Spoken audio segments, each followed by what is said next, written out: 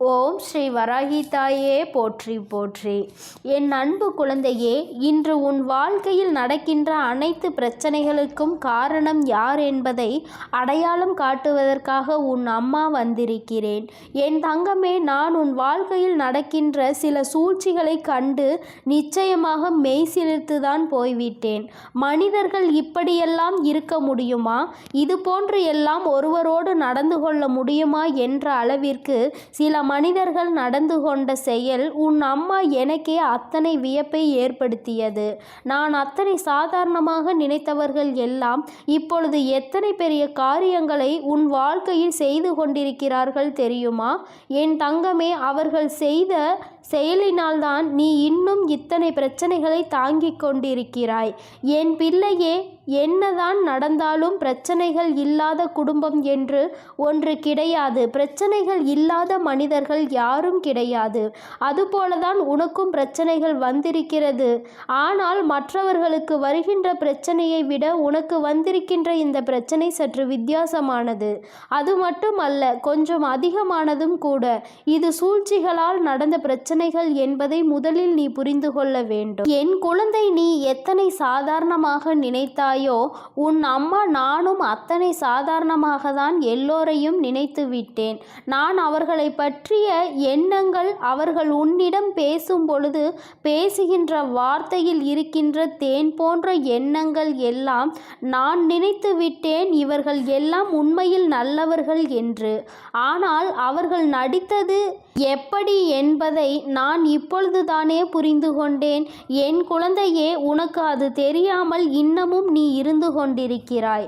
உன் தாயானவள் நான் புரிந்து கொண்டது உனக்கு நிச்சயமாக தெரிவித்துவிட வேண்டும் அல்லவா? அதனால்தான் அம்மா உன்னிடத்தில் அதனை சொல்லிவிட வேண்டும் என்று வந்துவிட்டேன். உன்னோடு இருந்து கொண்டு உன்னோடு நன்றாக பேசிக்கொண்டிருக்கின்ற ஒரு பெண்தான் இத்தனை பிரச்சனைகளுக்கும் காரணம்.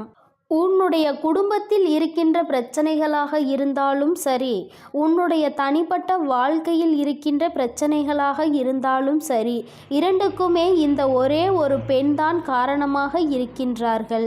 என் தங்கமே, அம்மா இதனை கண்டுகொண்ட நேரம் நிச்சயமாக எப்படி இவர்களால் முடிந்தது என்றுதான் யோசித்தேன். அதன் பிறகுதான் எனக்கு ஒன்று புரிந்தது. அவர்கள் இத்தனை நாட்களும் உன்னிடம் பேசியதும் உன்னிடத்தில் அன்பாக இருந்தது போன்று நடித்தது எல்லாம் வேஷம் என்று. அவர்களுக்கு உன்னுடைய சந்தோஷத்தை பற்றி எல்லாம் கவலை கிடையாது. நீ சந்தோஷமாக இருப்பதாக சொல்லிவிட்டால் அவர்கள் உன்னிடத்தில் சிரிப்பது போல சிரித்துவிட்டு, நீ சந்தோஷமாக இருந்தால் அது எனக்கும் சந்தோஷம்தான் என்று உன்னிடத்தில் சொல்லிவிட்டு, பின்னால் சென்று இவன் சந்தோஷமாக இருக்கிறாளே, நிச்சயமாக இப்படி இருக்கக்கூடாது என்று நினைக்கக்கூடிய எண்ணங்களை கொண்டவள். என் தங்கமே, அம்மா அத்தனை சுலபமாக யாரை பற்றியும் எந்த ஒரு குறையையும் சொல்லிவிட மாட்டேன். ஆனால் அவள் செய்கின்ற காரியம் சற்று அதிகமானது அல்லவா? உன்னுடைய குடும்பத்தில் பிரச்சனைகளை ஏற்படுத்தி விடுவதோடு மட்டுமல்லாமல் உன்னுடன் பிறந்தவர்களுக்கும் உனக்கும் நடக்கின்ற பிரச்சனைகளுக்கும் இவள்தான் முக்கிய காரணமாக இருந்து கொண்டிருக்கிறாள். உன்னுடைய சொந்த வாழ்க்கையில் உன்னுடைய துணையோடு உனக்கு ஏற்படுகின்ற பிரச்சனைகளுக்கும் இவள்தான் முக்கிய காரணமாக இருக்கின்றாள். என் தங்கமே, இந்த சூழ்ச்சியானது இப்பொழுது பின்னப்பட்டது கிடையாது. இது பல நாட்களாகவே பின்னப்படுகின்ற விஷயம். எப்படியேனும் உன் வாழ்க்கையை கெடுக்க வேண்டும் என்று முன்னேற்பாடுகளை செய்துவிட்டு இப்பொழுது அதனை செயல்படுத்தி கொண்டிருக்கிறார்கள். என் தங்கமே, அது உன்னுடைய உடன் பிறந்தவர்கள் அல்ல. அந்த பெண்ணானவள் உன்னுடைய ஒன்றுவிட்ட பெரியப்பா சித்தப்பா வழியில் உள்ள ஒரு பெண்ணாவாள். என் குழந்தையே, உனக்கும் அது அக்கா முறை அல்லது தங்கை முறை வரக்கூடிய உறவாகும். என் தங்கமே, இந்த பெண்ணினுடைய குடும்பத்தில் இருக்கின்றவர்களின் சந்தோஷத்தை கெடுப்பதற்காக என் தங்கமே, இந்த பெண் உன்னுடைய குடும்பத்தில் இருக்கின்ற சந்தோஷத்தை கெடுப்பதற்காக தன்னுடைய உடன் பிறந்தவர்களோடு எந்நேரமும் உங்களை பற்றியே பேசிக்கொண்டே இருக்கிறார். அவள் மற்றவர்களிடத்தில் நல்லவர் போல நடித்துவிட்டு உனக்கு வந்து நல்ல பிள்ளை போல் தெரிவித்துவிட்டு அதை பற்றி வெளியில் சொல்லிக்கொண்டு இருக்கின்றாள். அது மட்டுமல்லாமல் இது இடையே நிறைய பேர் இங்கு ஒரு கதையும் அங்கு ஒரு கதையும் பேசக்கூடியவர்களாக இருந்து கொண்டிருக்கிறார்கள். குடும்ப பிரச்சனை என்று ஒருவருக்கு வந்துவிட்டால் உடனே அங்கே வந்து தேவையில்லாமல் பேசுவதும் இங்கே கேட்டு அங்கே சென்று சொல்வதும் என்று நிறைய பேர் வழக்கமாக வைத்திருக்கின்றார்கள். இவர்களின் எண்ணங்களும் குணங்களையும் மாற்ற வேண்டிய நாள் வந்துவிட்டதல்லவா? என் தங்கமே, எல்லாவற்றிற்கும் தெய்வங்கள் பதில் சொல்லாமல் இருக்கும் என்று நினைத்து கொண்டிருக்கிறார்கள். நாம் செய்வது தவறு என்று அவர்கள் உணராமல் நின்று கொண்டிருக்கின்றார்கள். நாம் என்ன வேண்டுமானாலும் செய்துவிடலாம். உண்மையின் பக்கம் நிற்காமல் அநியாயத்தின் பக்கம் நின்று நியாயம் நாம் சொல்லிவிடலாம். அவையெல்லாம் அப்படியே இருக்கும் என்று நினைத்து கொண்டிருக்கிறார்கள். தெய்வமானது அங்கே நின்று கொண்டு பார்த்திருப்பதை அவர்கள் உணரவில்லை. எல்லாவற்றையும் தாண்டி உன்னுடைய குலதெய்வம் இவற்றையெல்லாம் பார்த்து கொண்டிருக்கிறார்கள் என்று நீ நினைத்து கொண்டிருக்கிறாய். உன்னுடைய குலதெய்வத்திடம் இருந்து அவர்களுக்கு எந்த ஒரு ஆசீர்வாதங்களோ எந்த ஒரு அன்போ கிடைக்காமல் போய்விட்டது. நீண்ட நாட்களாகவும் ஆகிவிட்டது. கள்ளம் கபடம் இல்லாத அன்பினை தானே தெய்வங்கள் எதிர்பார்த்து நின்று கொண்டிருக்கிறார்கள்.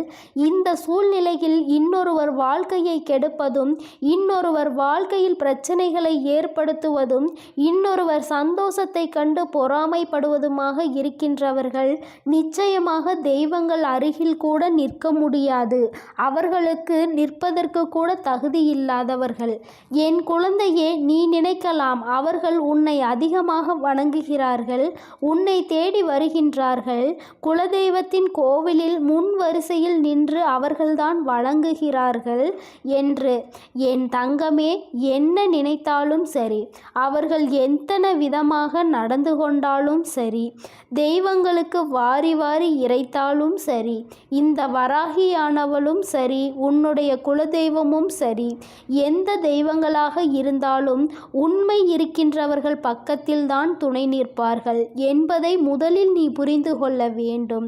உண்மை இல்லாத இடத்தில் சரி, மற்றவர்களுக்கு கெடுதல் நினைக்கின்ற இடமென்றாலும் சரி, உன்னுடைய குலதெய்வம் எந்தவித ஆசீர்வாதங்களையும் அவர்களுக்கு வழங்கப் போவது கிடையாது.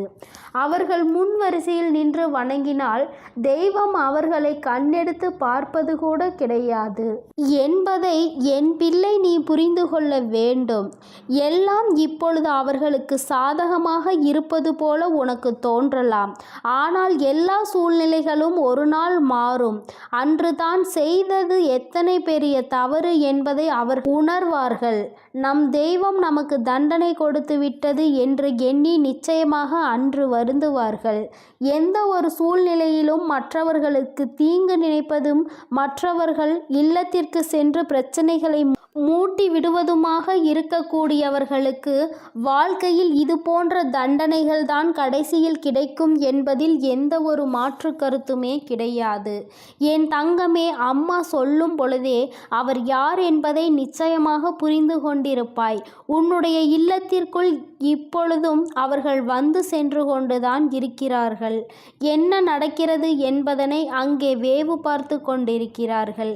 ஏதேனும் பிரச்சனைகள் வருமா, அதை பார்த்து நாம் ரசிக்கலாமா என்று காத்து கொண்டிருக்கிறார்கள். உன்னுடைய உடன் பிறந்தவர்களுக்குள் நீங்கள் சண்டையிடுவது அந்த பெண்ணுக்கு அத்தனை சுவாரஸ்யமாக இருந்து கொண்டிருக்கின்றது. அது மட்டுமல்லாமல் அங்கே பிரச்சனை என்றால் அவர்கள் இங்கே அதனை கொண்டாட்டமாக கொண்டாடுகிறார்கள்.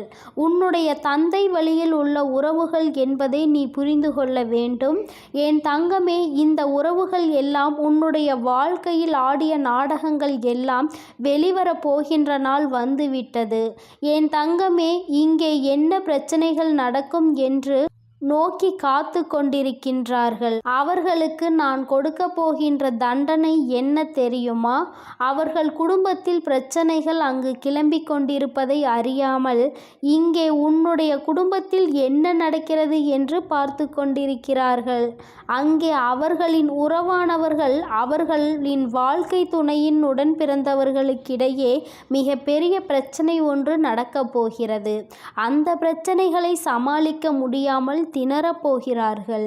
இங்கே நடந்த பிரச்சனைகள் விட அங்கே பிரச்சனைகள் அதிகமாக இருக்கின்றது. ஆனால் இதில் உண்மையில் பாராட்டக்கூடிய விஷயம் என்ன தெரியுமா?